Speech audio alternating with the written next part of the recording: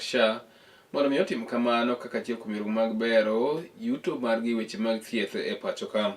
Oluga wacho ni en gima bende biro konyo kama bende noyango ni omenda maromo bilion 21 oseketi mar neno ni oger godo thieth mopogore opogore maromo 4 e kaunti mano ma Siaya.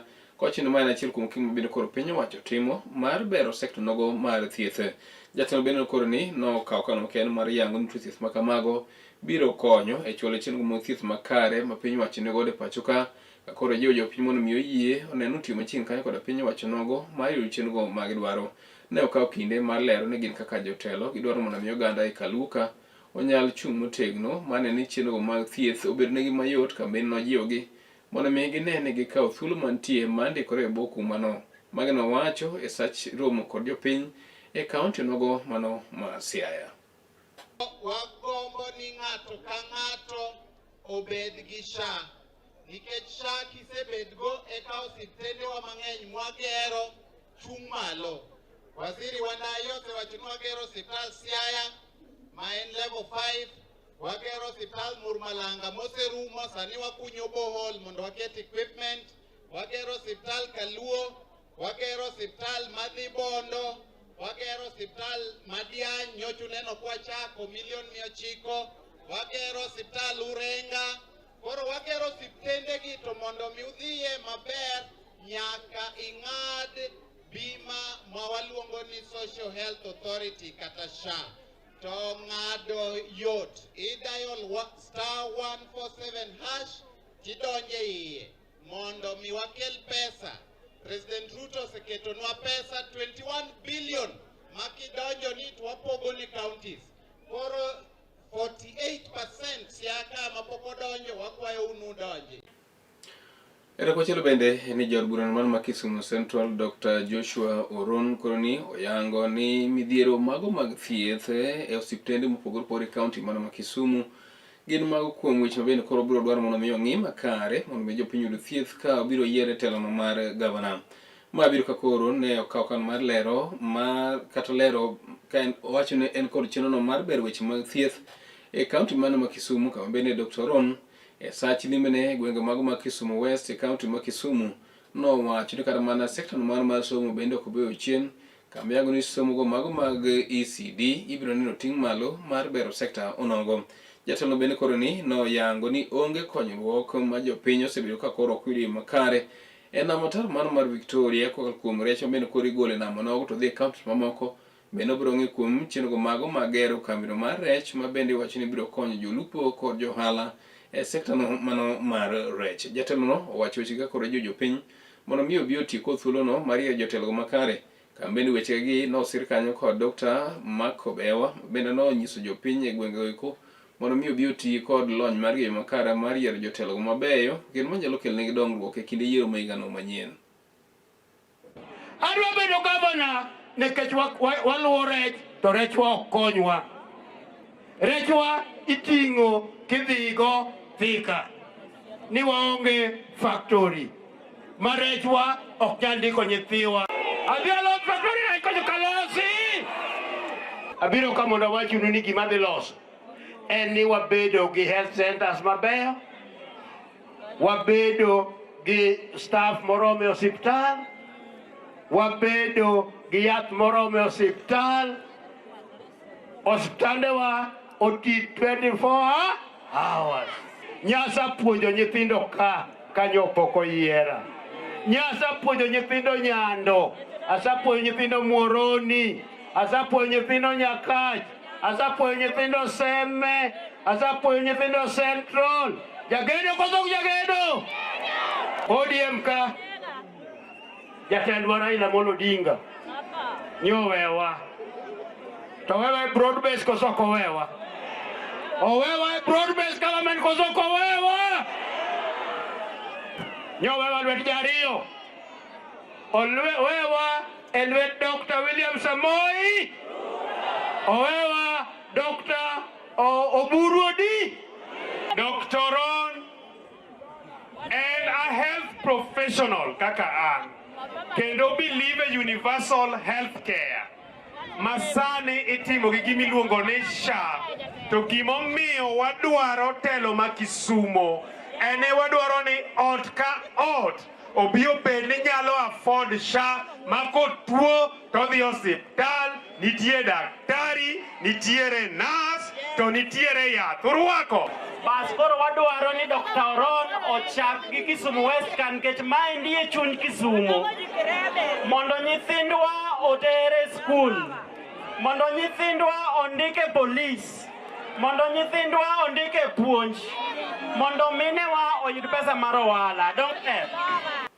Eto machielo bende jotelo ma nie sirikal mano mar Kenya Kwanza jomedo dhi nyime kod seyo mane jalup jatend piny owacho Rigathi Gachagua kod weche moko mane osebedo kowachi wi yiero madundo midhi time kar chung od burano mano ma Olkalau kano tene kanyo kod spika mar od burano mamalo Migosi Moses Wetangula.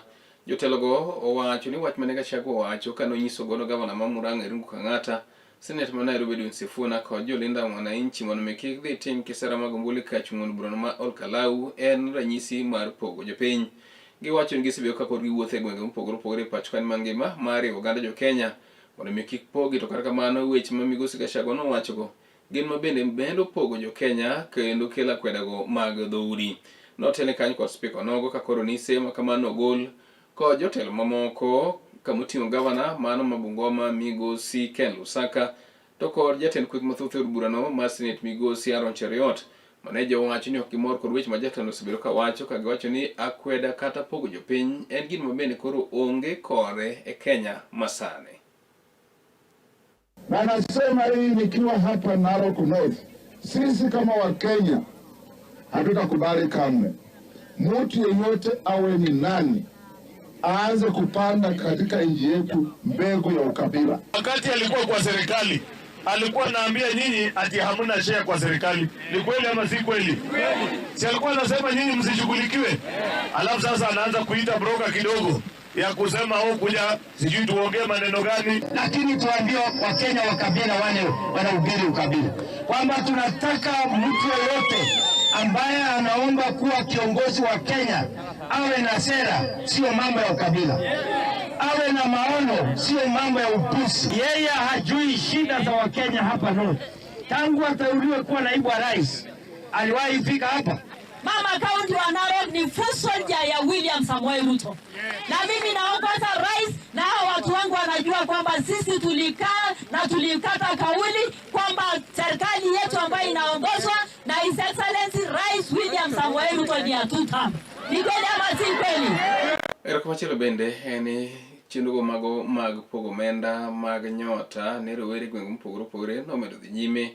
Kima bende jatend jotend migepe mathoth kane Migosi Musalia Mudavadi telo machielo bende nochopo chenro no ibono mar Kenya kama koro wach rawere mopogore opogore nomiyo omenda ma kamano kanolose kinde mar pok ma kamano telo mar ariyo e mbalariany mano ma Masinde Muliro. Mudavadi noyango ni pok mar omenda no en mar bero kendo ting'o malo rawere thur kane weche mago mag jiwogi e weche ohala kod neno ngimagi makiny biro bedo makare.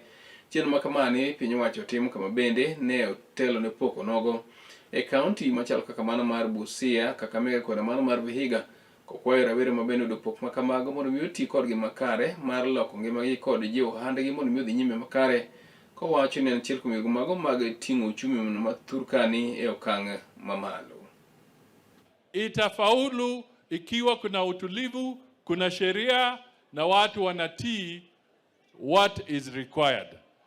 Wale wamekuwa wakiumia zaidi, na mimi nataka niseme haya ndio vijana wetu waelewe. Wale wanaumia zaidi wakati kuna furugu ni vijana. Kwa sababu wewe umepata 25 zako, umeanza kutengeneza biashara, umeenda soko, alafu watu wanaleta vurugu, biashara yote inachomeka, hauko umechukua insurance, hauko umefanya nini? Nani ameumia zaidi? Ni nani ameumia zaidi? Kwanza kabisa mimi nakukaribisha hapa na wageni wote ambao wamefika hapa Kakamega kwa hafla hii ya muhimu ya kupatiana pesa kwa wananyote. Najua Kakamega mwaka uliopita tulikuwa pale Mumias ambapo Rais wa Jamhuri ya Kenya Daktari William Samoei Ruto alizindua rasmi awamu ya kwanza ya nyota. na leo tumekuja hapa kwa awamu ya pili. Mimi nataka kwanza kumshukuru Rais kwa sababu yeye anajali sana maslahi ya vijana wetu, na yeye ni wa kusema na wa kutenda. Kufanya hiyo biashara for 3 months nilikuwa na kitu kama 32,000 kwa my account. So nikasema hii mashini yangu ya kukata nyasi inataka motorbike. Sina capital ya kununua pikipiki mpya. Nikaulizia pikipiki. Sasa niambia 167,000. Weche mamoko Margarita ni jatend migao mchuche Margarita Mthurkani Kipchumba Murkomen koro golo singo ni migao nongo biro keto arita makare ne jodak kod jotich mag duolo mar IEBC motelo kod weche mag yiero mar ka chung' od burano mano ma Olkalau mabende koro ichano e kinde machuok mabiro. Ma singo mabende jatelo no nogolo kalo kanyo kod weche moko mane fungore ni paro ne nitie mondo mine chor yiero no nyime kalo kanyo kod rach mar arita kwe e gwenge makono. Kata kamano bende eni kamano mar obila Mthurkani mano Migosi Douglas Kanja bende wacho nogo ne osingo ni ibiro kawo ndamo makare machik ne jogo mabiro temo chocho arita mar kwe kod ataro mar chik e kinde mabende koro wacho ni yiero biro timore ka koro ma biro ka jotelo mopogore opogore bende koro ne osegolo pachgi wach yiero nogo ma kata kamano Migosi Murkomen to singo ni arita kwe dhi keti makare e kinde chenro ma kamano. I want to assure the chairman of IBC that the national security organs led by the Inspector General of Police is aware about criminals like Rigathi Gachagua who are planning violence in Olkalau. But I also want to inform the chairman of IBC that he has nothing to fear because we have put in place proper security mechanism to combat all those criminals and goons that Gachagua was planning. We have enough security, in particular that in that particular area of Olkalau, and there's no space for anyone to organize criminal activities in that place. Whoever that is going to do that will definitely be on our police. Sama singo kamago nogol bende eni jatend duol bisesa nono ma DCP Migosi Rigathi Gachagua to koro ni ne ogolo pache koro osewi chal ma dwaro mondo miduolo mar IEBC ne chor nyime kata chung yiero madunde ka chung buro nogo ma Olkalau kalo kanyo kod wach mbeni koro wach narita kwe ne kelo luoro. Gachagua wacho ni timo kamano ne dhi tuono oganda jo Olkalau ratiro margi mar yudo jatelo ka koro wacho ni paro makama eni ne dhi kelo chochni ne oganda go. Eni ka koro kata kamano Gachagua wuon to nowacho ni mano en yo mar ne duoko chien demokrasia e weche mago mag miyo jopiny thuolo mondo miyo yier jatelo ma gidwaro kama bende yiero nosebedo ka koro kelo liet e kind jotelo manie piny owacho kod ma bende kwedo piny owacho ka koro Gachagua wuon to lero ni pok mar omenda osebedo ka koro ichwalo kanyo kod piny owacho mar nyiewo jopiny e weche mago mag yiero onogo. Kata kamano owacho ni paro mar mondo mine chor yiero nyime no ok en gino makare ka nokwede sama notimo twak kod jofwambo. Over and above the constitutional and legal provisions, winning the trust of the people of Kenya, who are supreme, remains paramount. You are well aware of the trust issues the people of Kenya have with the IEBC commissioners ahead of the 10th August 2027 general elections, from the way they were appointed and the perception that they are proteges of William Ruto. Article 81 of the Constitution of Kenya 2010 outlines the core principles that govern the country's electoral system and process. It dictates that all elections and elective public bodies must comply and ensure the freedom of citizens to exercise their political rights, ensure that all elections are free and fair, ensure that elections are conducted in secret ballots, free from violence, intimidation, improper influence or corruption, ensure that elections are transparent and administered in an impartial, neutral, efficient, accurate, and accountable manner. Janeno mar Kala TV kamoro mondo maintie wach mar Rigathi Gachagua notikun weche manyien sa achiel mar odhiambo kalo kanyo dakika 19 pani weche mamoko imedo logi achiel kachiel e lwasi mag tudruok kaka nasenyisi kama timo Facebook Live Kala TV, X @Kala TV, YouTube bende Kala TV ka bende yorogi achiel kachiel e pang mano free to air kamoro maintie. Uritu gi thuolo masani jasomo ne en Rogers odhiambo.